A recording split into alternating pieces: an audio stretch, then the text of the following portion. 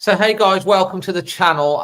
This is a little bit of a special that we're running today. Obviously, you've all heard about this saga of what happened with Wolves women after the final match of the season, where they were told that if they would have won the league, they wouldn't have gone up. It hit national news.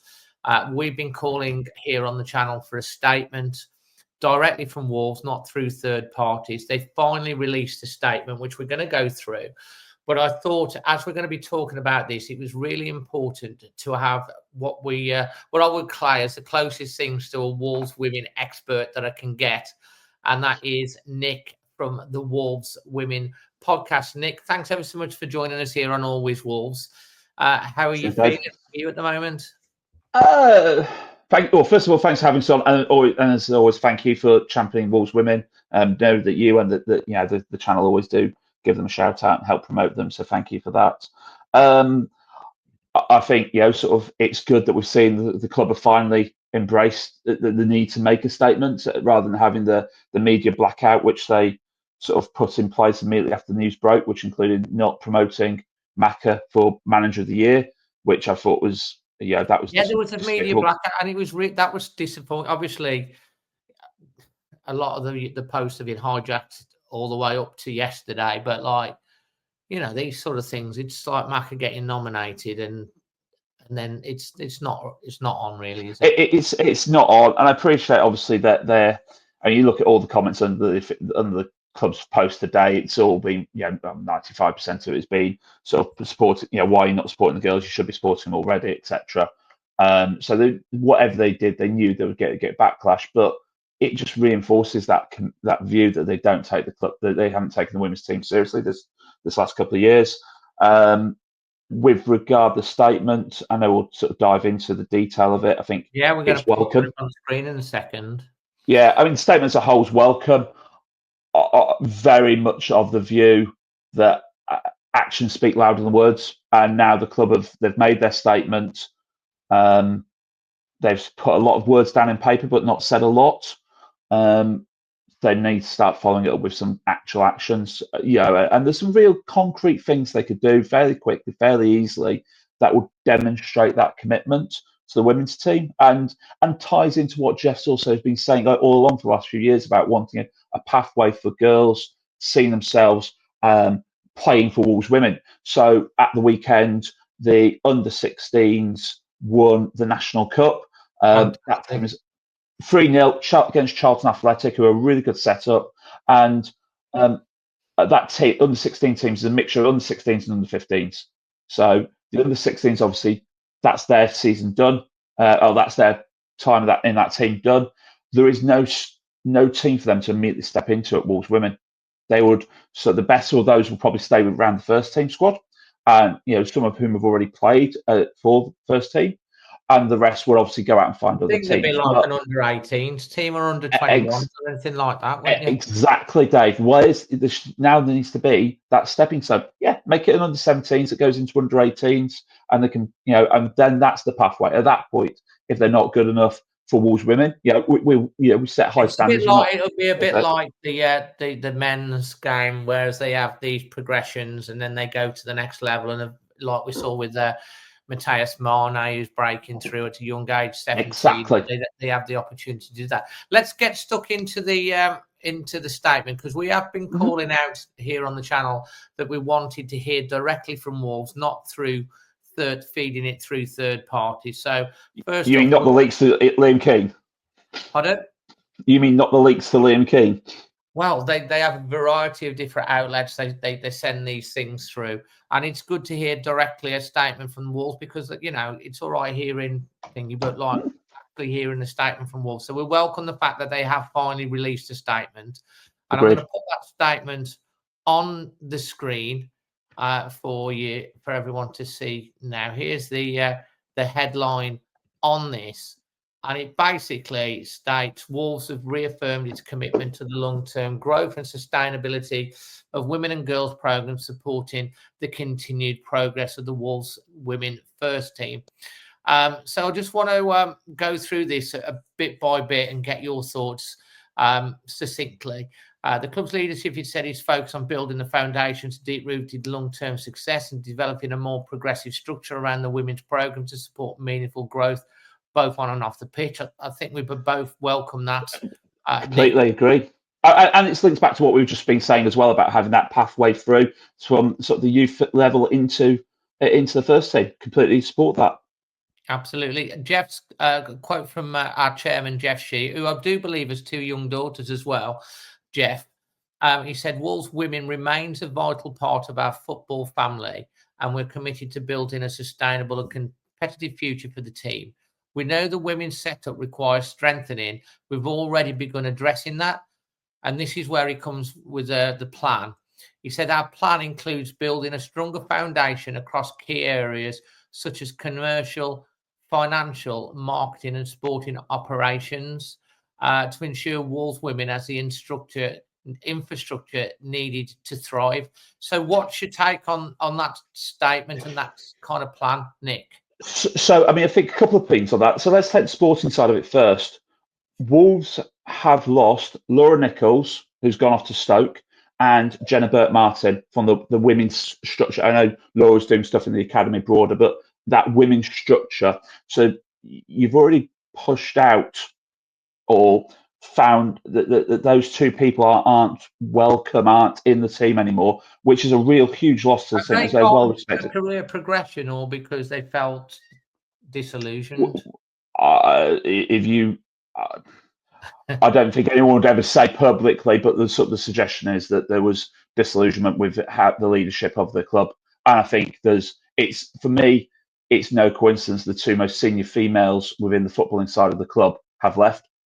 And you look at the timing of when Laura left, and sort of when Jenna's left or Jenna's notice being handed in, it all ties in with these big announcements that have occurred. Sort of the bit of sort of all decisions were made, and I think that it just doesn't start well, and it could be pure coincidental, but it just doesn't look good on the club at the minute.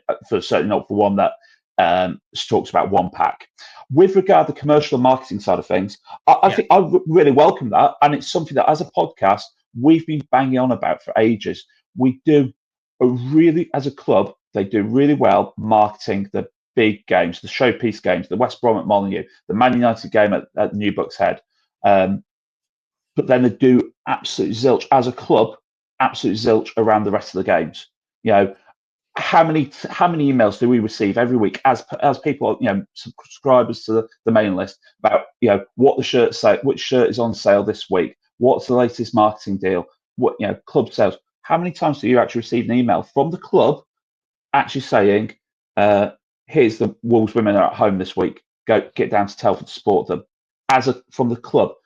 I know I've received a couple of emails in the last couple of months since the Man United game from the academy, but not actually from the main club email account. That's simple things that the club could be doing, could have been doing already, which would help build the fan base. And then, so that. To be honest, mate, I mean, I just want to dig a little bit more into this statement. But before I read the rest of the next bit, they do have a fantastic support over at Telford. Excellent support. I mean, a lot bigger support than some non-league sides, and like the Man United game. Was a sellout, about 5,000, I think. 5,008. It was what? Sorry, 5,008 people. There you go. Got to get that those eights in. Precisely. So that was a really good gate, and of course, when they've held the Molineux fixtures, there seem to be more people that go to that every time to see them, and this is because these players put the effort in. They put the effort in, and they're also becoming aspirational figures. Themselves. Now, it doesn't matter. I think most Wolves fans will. Not everyone follows the women's game, or there are probably a lot of Wolves fans that have as little interest in the women's game as they do in what happens with esports. And I want to touch on that in a minute. But I think every Wolves fan will agree that they wear the badge and they want them to be supported. So, on the basis of that, let's go into the next. Into the next bit on his statement. Just cutting that a sec before you move on.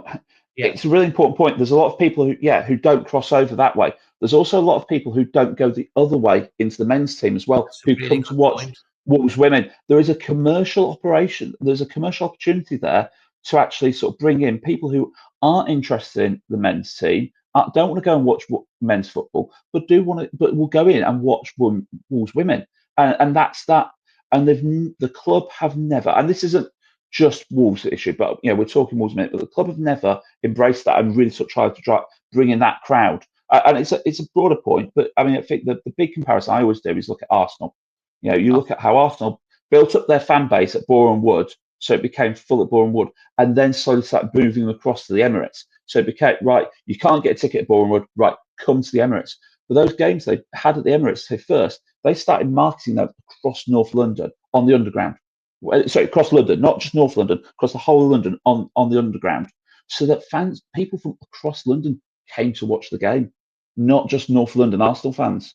So you start to bring that in. Wolves could do very similar around Wolverhampton and Telford. Sort of bring that wider West Midlands piece in.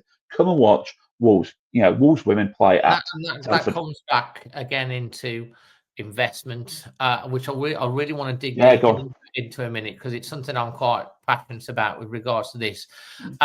He said we moving. Well, I've got building something. I've done that. We know the Wolves women set to require strength, and we've already addressed that. We've done the plan. Moving forward, we'll apply for a Tier 2 licence on an annual basis in line with our sporting achievements, and ensure that every on-pitch achievement is supported with the right procedures.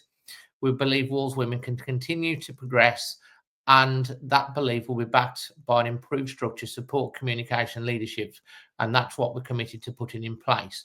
Goes on to say, last week, first team players held positive and constructive meeting with Sporting Director Matt Hobbs and Professional Development Director Matt Jackson, a discussion that has helped complement the forward steps already in motion. To ensure that dialogue continues, senior figures will meet regularly with a leadership group from the Wolves women's squad to maintain transparency, provide updates and work together on the future direction. Before the end of the season, plans were already underway to establish an independent board for Wolves women, with the aim of helping shape the team's direction for years ahead. Furthermore, the club is also committed to appointing a full-time commercial lead to support the growth of independent revenue streams and reduce the reliance on club funding over time. Wolves continues to be very proud of its women and girls program, alongside the progress made by the first team, especially the growth through hard work, and many people of a dedicated academy set up elite coaching for young talents in Wolverhampton. So first off, the Tier 2 thing, I mean, that should be something that isn't even discussed. It shouldn't even be, oh, we will. It should be a no-brainer. Now, I understand. Sorry, go on, Dave. No, I was going to agree. It should be. It might just pick up the inline vast sporting achievements. That could just be a very flowery way of saying, as long as we're in the title race at the key points, we'll progress with those. I take it back. Obviously this season we were pretty much neck and neck all the way with Forest, but the season before we were out the title race, certainly by the time they came to put the application in. And you know what? If you're not in the title race, there's no point putting people's time, money and effort into putting an application in, which isn't going to go anywhere. But when you're in a title race, you should be putting the paperwork in, full stop. And when you think it got down to the last couple of game weeks, realistically, before even like Burnley and Stoke, who were third and fourth, dropped away. So there should have been 4 teams who were going for it at least. I just queried the term sport. As I said, I just queried that sporting achievements, etc. phrase, and what does the club mean by that? And is the sporting achievement we've got to be 10 points clear at Christmas of the nearest rivals? Is it we've got to be 50? Have we got to have the league wrapped up by February? Because that's a sporting achievement.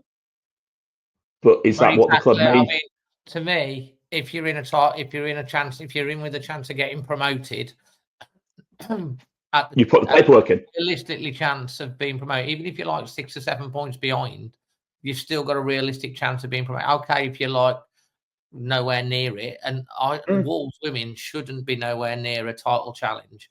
And they've been so close for so many years. And I understand that the Wolves board or Jeff feels frustrated that they have to put this application in before the end of the season. But you surely, if you're not happy with that, you have discussions from within the framework, the meetings regard to that, just like we did when we put proposals in for the VAR. We didn't put the proposal in for the VAR and go, well, we don't agree with it, so we're not having VAR. They went through the process. It's democracy. Exactly, and that's my exact comparison. Is we don't like VAR. We put a proposal in to change it. It didn't get through. We still have VAR. It's not like Molyneux's a VAR-free zone because we don't like it. And and don't get me wrong, don't want it anywhere near the women's game. Don't like it. But you've got to play by those are the rules that are set for everyone. And there's a reason why they're set for everyone. Is so that clubs don't try and do it on the cheap. I think one thing to bear in mind, I think when you start to peel back the layers of what actually was the cost driver that was saying no to them, it comes back down to contact time on the grass. So not just a bit of a chin whack, but the actual great training time on the grass.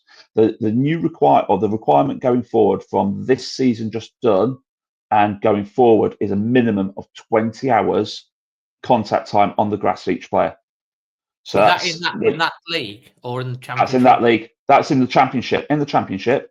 So therefore, if you think our girls are training three times a week, a couple of hours a week, a couple of hours each session.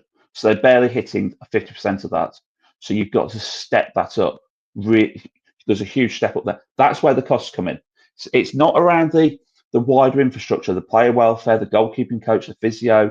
It is that we've got to give the girls money. That's where it comes down to. Because let's be honest. I'll take an example. Beth Merrick. She's a teacher. So for her to do 20 hours a week on the grass, she's going to have to give up 20 hours of teaching time. So they've got to pay her for that 20 hours. I don't know what off the top of my head, I don't know what teaching salary is, but let's just say it's 20 grand for the, that means paying her 20 grand a year. And you push that across the board. That's the sort of money you're talking about. And you stem that across at everyone. All those players. That's been the drive. That's been the cost driver that's caused them to say no. So this is where it comes.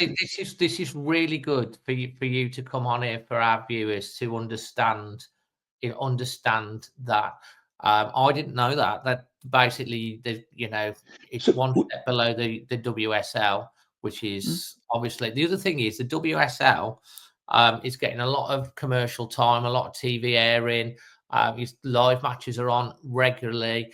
I believe they're looking at expanding the league up from 12 as well. So this is the bit that frustrates me a little bit, or has frustrated me a little bit. And whether or not you support the women or not, Wolves have got a policy of trying to build the Wolves brand.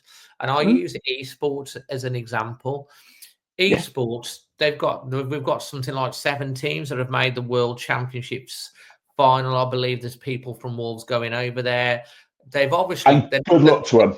They're representing the club. Good luck to them. And it's it creates commercial opportunities. It's all that.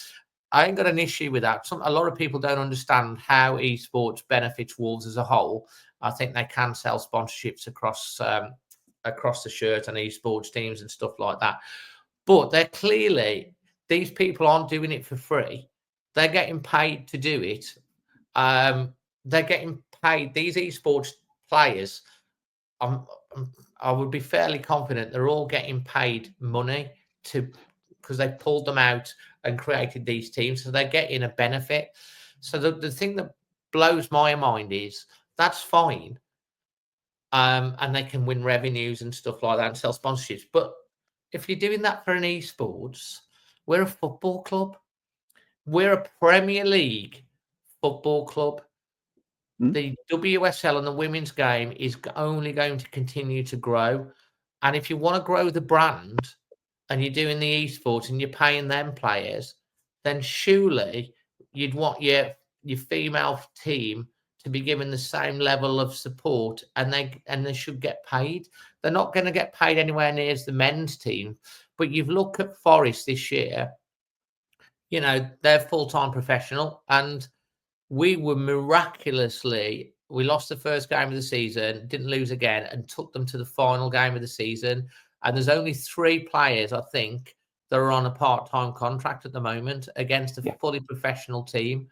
And that's shows if with a little bit more investment and belief into the team, with what Mac has built up over the last 8 years, what we could potentially achieve. And Wolves should be at minimum in the Championship, aspiring to be, for me, alongside these other clubs as a Premier League team, eventually to get to the WSL. And for me, if you're investing in esports, invest in the women, and then the commercial growth will naturally happen anyway. Nick, I don't know what your thoughts are on that.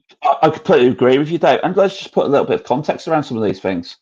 The winners of the Women's Championship, what will now become the WSL2, it's rebranded overnight recently. London City Lionesses, they do not have a men's Premier League team behind them or anything like that. Millwall, and A they Millwall, no interest, yeah. and someone come in and Michelle invest Kang's bought them, and there's a growth there. She's seen Michelle Kang's. She owns a couple of teams now. She owns Lyon in France, and she owns Washington Spirit over in the US. And she's investing. She's putting money into that team, and they're investing. So if she's seeing an investment and a market there, why can't Fosun, who are an investment company? Okay, so there's London City Lionesses. Ipswich, who won the Southern League, we beat them in pre-season friendly before the start of the season. They won the Southern League. So, well, we know where Ipswich have been the last couple of seasons. They've not been in, they were Championship last season, Premier League this season, but before that they were League One and they were being backed by their men's team. Norwich have literally just overnight announced that they're going to be paying more of their players to come and go and play. And that's, Norwich men's team finished 13th. The women's team are in Tier 4, so the league below Wolves. So everyone else is investing and stepping up.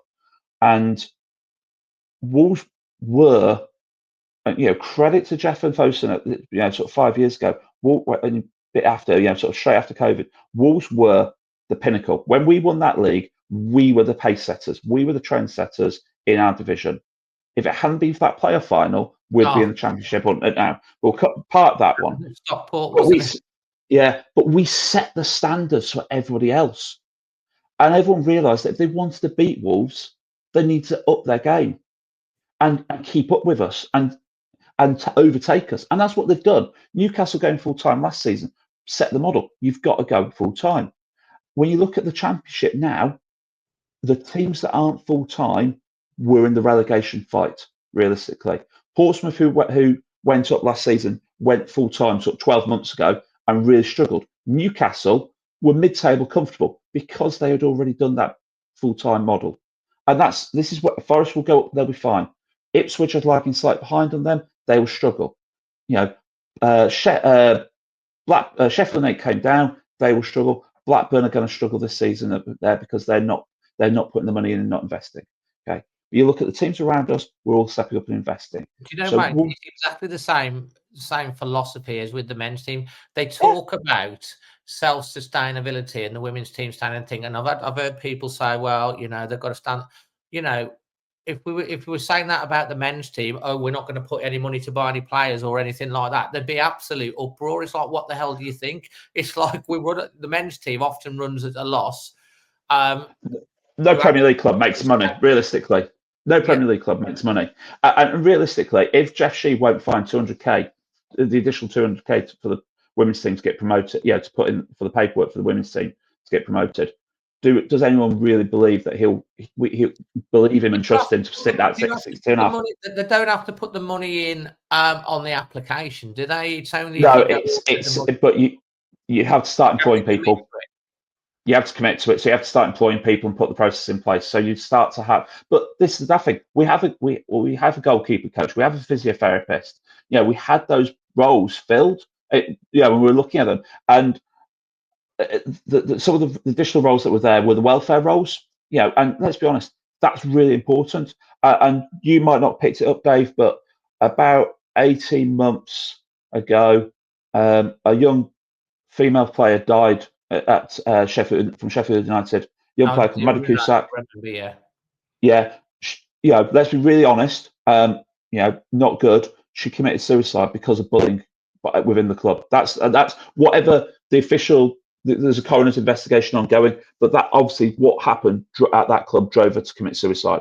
Okay, so welfare is hugely important, and we can't scrimp and save on that. So putting those roles in place, that's why they're there. That's Do we why have they've those come. roles at Wolves for the So girls? we do have, and to be fair to Wolves, we have players who played with Maddie, and when we talked to Hugh McCluskey sort of last season, and he was saying about how much support, as soon as that news came out, how much wraparound support, the psychologist was there, etc., and giving them support. And we've now got Anna Price is that sort of team club liaison, player welfare liaison officer. But you expand that role and you put more into it, and that's why we do. That's why it's needed. So these roles, this isn't nice to have stuff. This is about welfare and putting These are must-haves, aren't they? Anna yeah, Price, of course, Wolves legend in the Wolves women, oh, come through from a 100. young girl. It's great that she's still got an involvement. She's so passionate about it.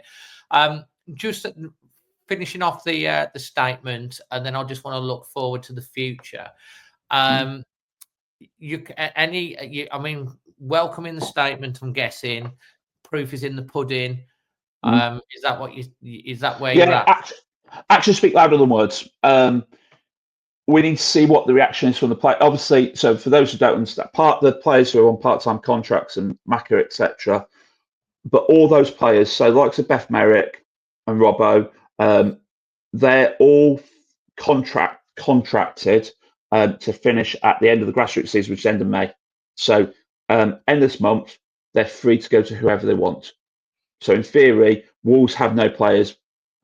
In theory, come the end of May, and that's the same in all grassroots clubs. So it's not a shock or horror, but the key will be how many will sign that dotted line come the 1st of June and come back to the club. And What's your feeling about that? Because I would imagine emotions would have been running incredibly high after the last match of the season. Beth was who is she literally stands. She sits on the north. Well, she's on the North Bank. She watches the men's team. She's a Wolves fan. She's a very, very talented footballer as well. and she loves the club. She loves this club. Absolutely does. But she was obviously very distraught, and she put out that message on social, which was a brave thing to do, I think. And she had a lot of support from that. And obviously, from there, it went national, and we've talked about it. So I think, Dave, I think the key will be we've seen the words that have been put on the page. I think I said very early on this there's a lot of words but not a lot said there. I think that the detail of the plan will need to be given to the players, and they'll need to see that detail. Need to get a bit more of emotions have sort of subsided a little bit after the initial emotion, and they've been saying, "Okay, I think. do." Do you have a feeling that? Oh no, I think The likes of Tammy George, for example, who's like got a profile. Those sort of players, we wouldn't really want to lose, would we? We wouldn't want to lose them. I think. Let's be really honest. There'll be championship clubs sniffing around our players at the minute. Every single one of our players can play, including what does it? Charlotte Greengrass. Charlotte Greengrass. I mean, we need to keep her. Well, every single one of the players in our team, and including sort of the players out on loan, can play at tier 3 or above. Okay, so we risk losing every single player at this moment in time, and that's not being hyperbolic. We risk losing every single player because every single player will have clubs sniffing around them, offering them other opportunities. So if the club's message to the players, which needs to be more detailed than what they've put on the website, isn't good enough, we will lose players. Yeah, and they will find clubs that want them and will give them what they want it's really about ambition, really, that they're backing it up. Do you what's your gut feeling? Depends which way the wind's blowing to me. Honest, mate. Are you feeling more positive than you were? I think it's slightly more positive. The fact there's a statement and the fact that what they have said is positive. I'm very much of the opinion we need to see actions, and I think that's the key. I think there needs to be a real recognition that the Wolves women are part of the club really strongly. So I think the FAB needs to have a Wolves women rep on it, so the fan advisory board. I think there needs to be a fan rep on this, independent Wolves women board, because I think that's important for transparency.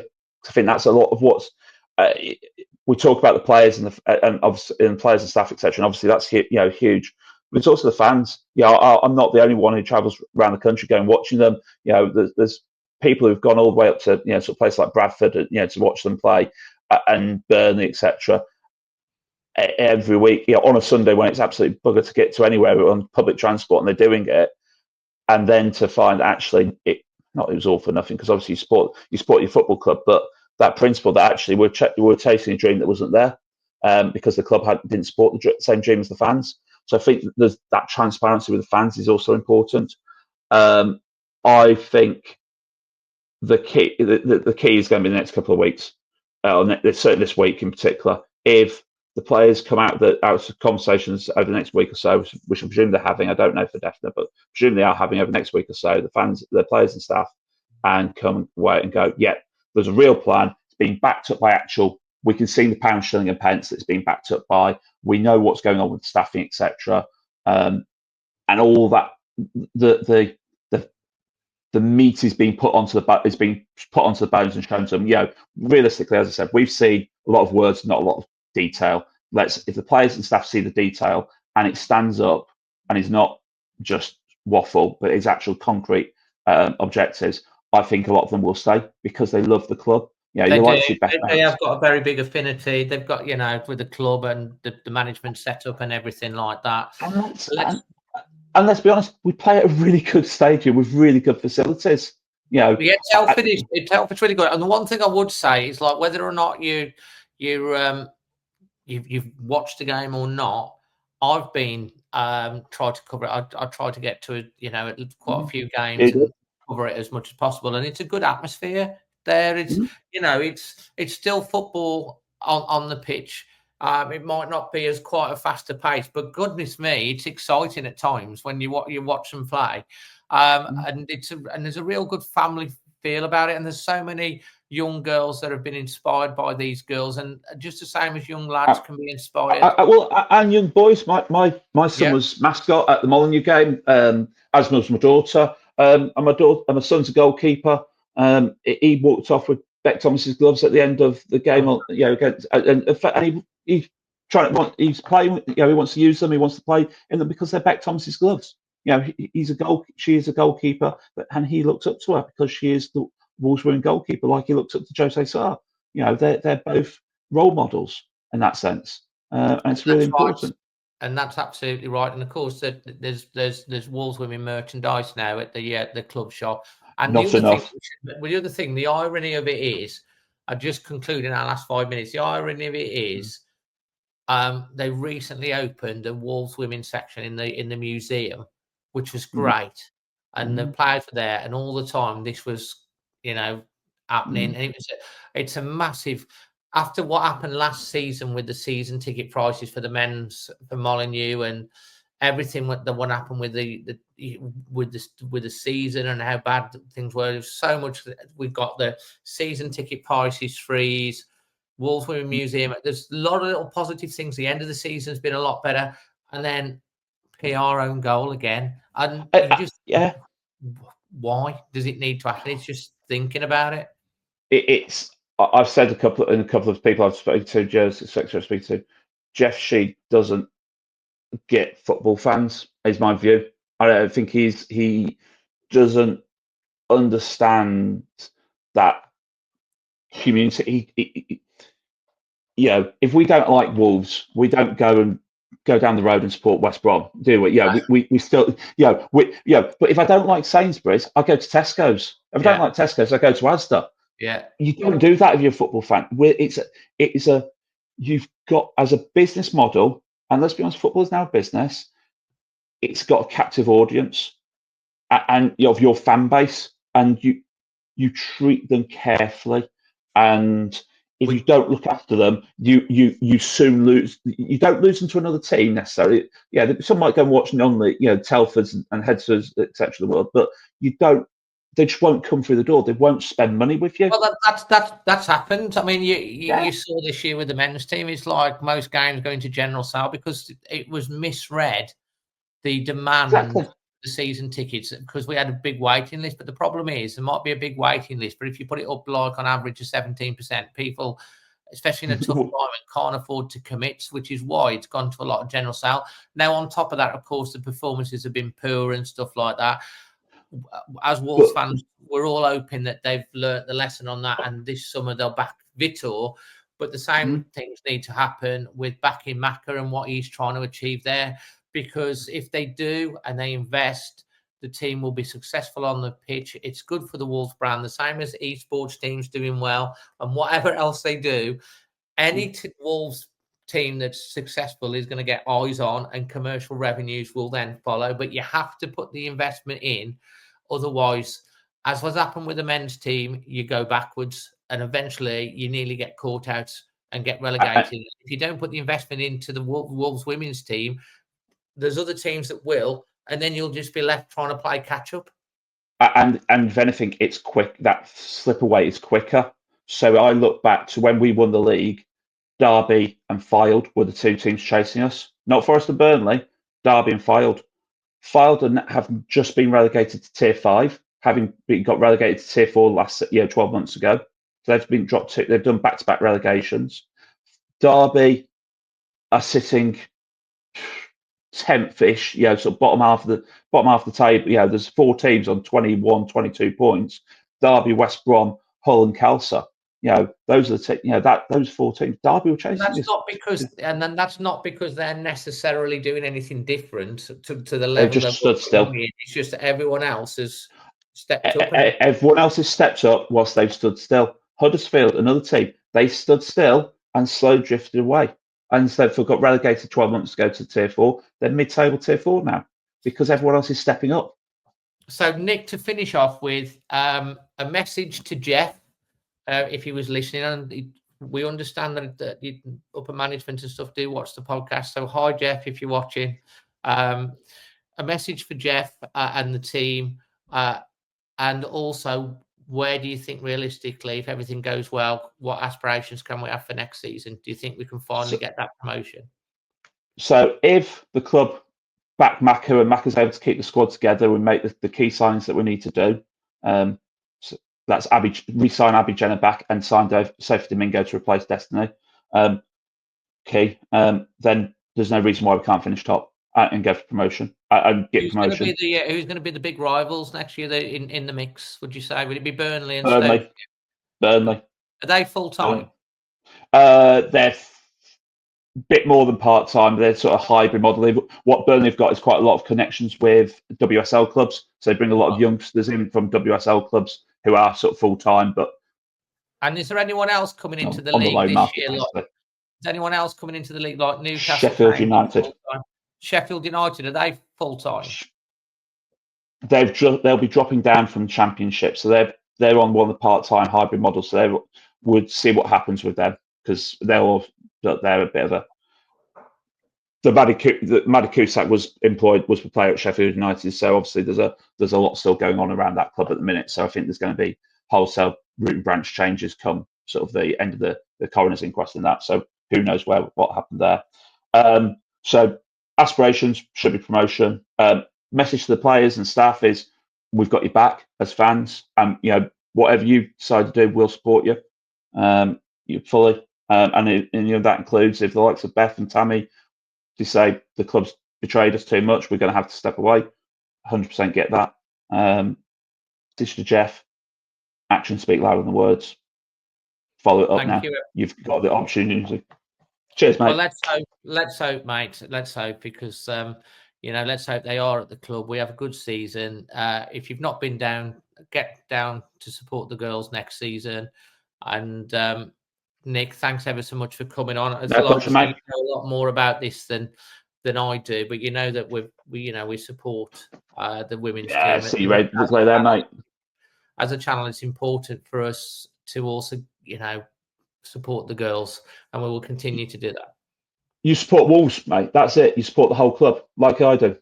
They put that shirt on for our club, us. They represent us. We support the whole lot. Fantastic. And what we'll try and do as well, once we know a little bit more, we'll try and get Nick on again. Once we've got a bit more meat on the bones, and we know what's happening, to get your thoughts once that's happened. But leave any questions, future questions or thoughts in the comment section below. Nick will also put this out on our own podcast as well, so anyone that listens to it on the audio can get it as well. And you can also, if you want to take a real interest in bigger dives into Wolves Women, I'd strongly suggest that you subscribe to the Wolves Women podcast. Really good people on there. They know a lot more about the Wolves Women than what's going on there. I've learned a lot today. And if you're a fan of the Wolves Women side of things, if you're not already, make sure you do go and listen to the Wolves Women pod on all podcast providers. Am I right? Correct. Thank you for the plug. Cheers, mate. You're welcome. All the best, Nick. Catch up with you soon. Cheers, Dave. Catch you later, mate. Cheers, mate.